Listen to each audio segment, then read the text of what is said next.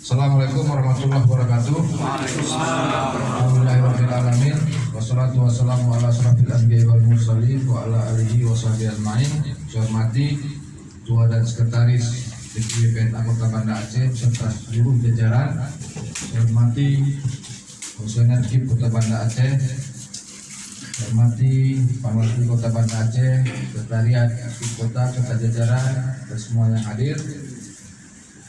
Puji syukur kepada Allah Subhanahu wa Ta'ala kita diberikan kesehatan dapat mengikuti semua ajaran yang beliau sampaikan dengan baik. Bapak-bapak dan ibu-ibu yang saya hormati, hari ini kita sudah dengan jadwal dan tahapan menerima pengajuan. Berapa hari ini? Itu dia.